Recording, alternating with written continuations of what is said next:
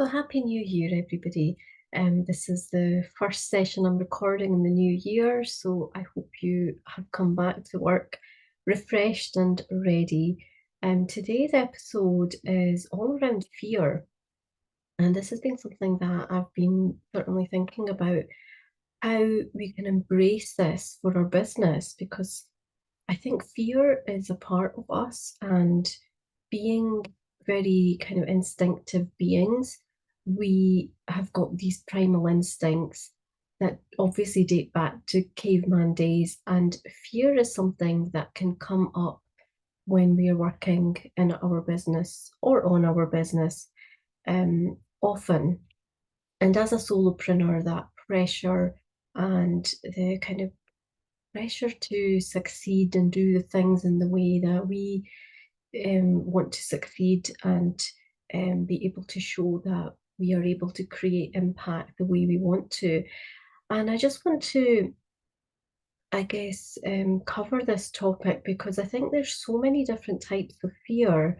And I think the difference is when we start learning how to walk with fear. So, really, in a way, embracing it and in a way, figuring out that it's part of us and it's okay. I think that's really important. And obviously, recognizing that fear is there in the first place, because what fear can do is just shut us down. And that means that we basically get in our own way. And if we want to not allow things to prevent us from dreaming big and doing all the things that we want to in our business, then we need to recognize when we are in this zone of fear. And so I want to cover a few different areas that I think that fear can come up in particular. And if you recognize these or realize that these are things that do happen to you, then I think it's really important that you reflect on it after listening to this and be in that space of acceptance and just being aware that it can happen, it can show up. And when it does, you're able to embrace it with more grace. So yeah, let's get going. I've got a list here. So I think the first one I want to cover is the fear of being perfect. And the reason I've put this as a fear is because we sort of struggle with what the idea of perfectionism is, and we can change this on a daily basis as well. So I think understanding that you can sometimes have that fear about, only showing up in the best possible, perfect way. And, in all honesty, and at the end of the day, there is no such thing as perfect. There's only you, there's only one you, and the way you do things is just right. And us being able to sort of turn that around and feel like we are able to become more confident because we're more confident in ourselves, we can make that fear almost dissipate then. Then I think comes things like the fear of not being expert enough, because this can come up over and over again, and it can show its face in many different ways, um, where we start doubting ourselves and wonder if we really have what it takes. Wonder if we have enough knowledge. Wonder if we have enough experience, perhaps certifications and kind of proof, evidence to show that, we are not being dishonest, because, there are other people doing things that are perhaps similar to us, and that can certainly add a bit of fuel to that fire where you're already feeling like you're doubting yourself. So if that's something going on for you, again, it's something to just think over and try and understand why that fear is coming up, and perhaps that this will help you to see if it is something that has happened to you in the past. Then I want to next cover fear of being successful, because this is as as strange and ironic as it sounds, this is huge because we can have an inner fear that we're not necessarily conveying, communicating, and even being aware of consciously. But if we do succeed, so think about that big dream vision that you have. If that was to become your reality today, is that going to change you as a person? Is it going to change you as a friend, as a um, as a person, as a mum? Um, what is it going to do to you? Because is that where the fear is, or is it that if you're successful or that kind of successful, then you won't have time for anybody. You won't have time for your friends, you won't have time for your family. Um, what is that fear of success like for you? Because success does not mean you're working 24/7. You get to create what that success looks like for you. And I think that's where we can get our power back, because we can like flip that to really decide, well, my success will look like, and paint that picture of what it is that you're wanting. And it's not going to be the things that we've just talked about, because that's not why you are in business. And you're there to help people and to make a difference. Um, but there will be something very special about the success you are wanting compared with anybody else.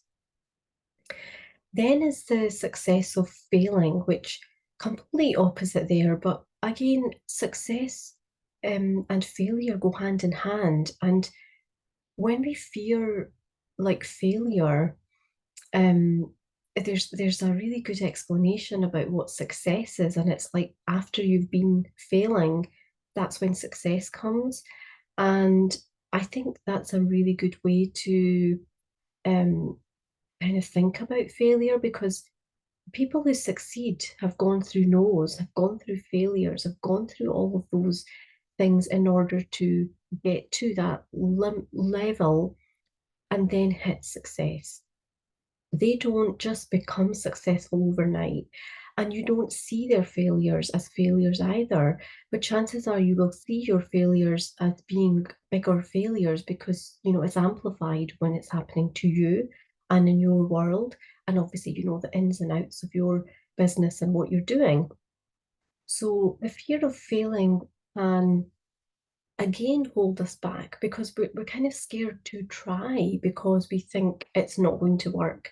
And it might be something you're saying quite consciously to yourself, and you hear yourself thinking this, and it might be something that you're not even aware of. So again, it's something to think about whether or not it does show up in your world.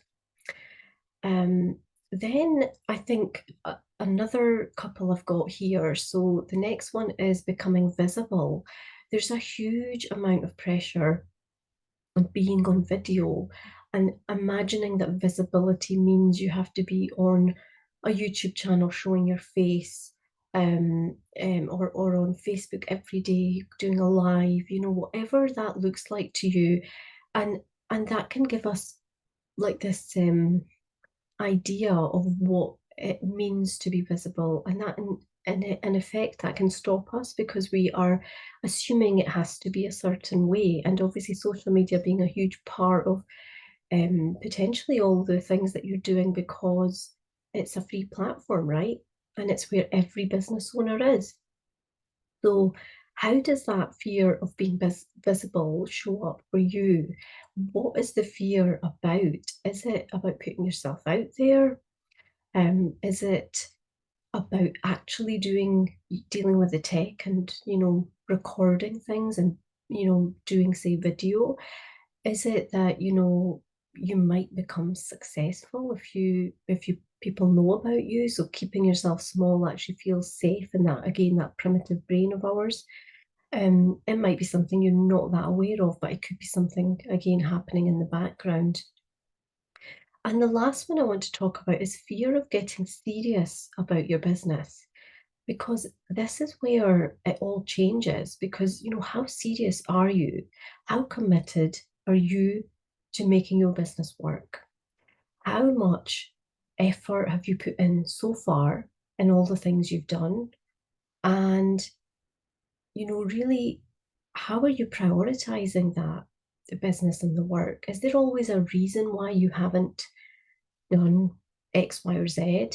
Even though you know that is the thing that you need to focus on next, is there a reason that you're not giving it that kind of priority? Because you can't really get serious until you say to yourself, this is really important to me, and I'm going to put in all my effort, whatever that takes. Finding the support you need, being around people who inspire you, listening to things that will uplift you, getting unstuck when you do feel stuck, feeling positive about your business and looking at the possibilities rather than feeling stuck and overwhelmed and worried about what you can't do. Focusing on the things that you can do and looking out there to see what is actually available to help you to do that faster than just being on your own and doing it. Um, and I think that fear can then result in not necessarily reaching out for help, which is another thing. I think all of us who are in business, especially as solopreneurs, can feel that asking for help is a bit of a weakness, when in fact it is not. And if anything, it shows how committed, how committed you are, how you want to do things in your way, and like try and do it quicker rather than actually spending all this time where you struggle and hustle and feel like you're just getting more drained than energized. um, I think that can play a huge part. And again, picking yourself up and just, when you have the right kind of support and you reach out for the right kind of support or listen to the right things, be around the right people, then things can start making better sense. And it's not just about learning what you don't know. Because obviously we do need to fill in the gaps and find out what we don't know, but we need to take action. We need to take consistent action. So that's even harder. And then we need to make sure everything we're doing is a really kind of intentional and focused. And when we are building our business and doing all of that, sometimes having that person who can see what's going on outside. So if you imagine yourself to be like in a physical shop, all you can see is what's inside the shop. But sometimes you need somebody to be standing outside and telling you, well, actually, this doesn't look right. But you could never notice that because you're too busy being inside and you've got a different perspective. Um, that's how we are obviously emotionally attached as well with our business. So there are things that I think people can see on the outside. And until we don't realize that how valuable that is, whether that's people you know in business, whether it's networking, whether it's having really good um, supportive people around you, then we can't know the things that we just don't know just now. And then we might know what we need to do, but we're not actually able to act on it. We're not able to act on it in a consistent and regular and like just putting in that determination to stay consistent, because we need to have more accountability. For example, we need to have um, somebody guiding us back to that path that we kind of venture over and go into a tangent and end up wasting time.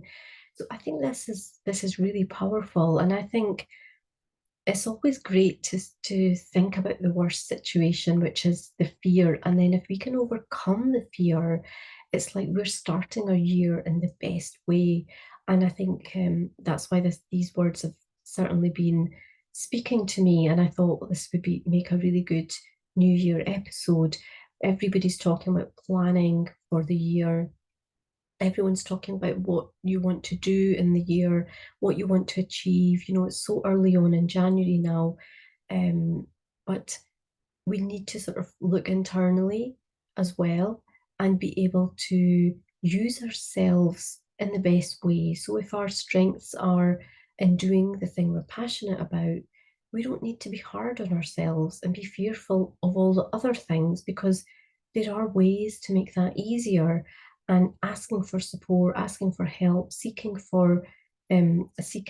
opportunities, whether you're working with somebody or you're collaborating or you're getting a mentor or a coach or anything like that, whatever actually suits you, it's just going to mean that it takes something away from you, which is the possibly the fear. It's also giving you more of a boost, a different perspective, and it's kind of fast tracking you because we can get lost on our own.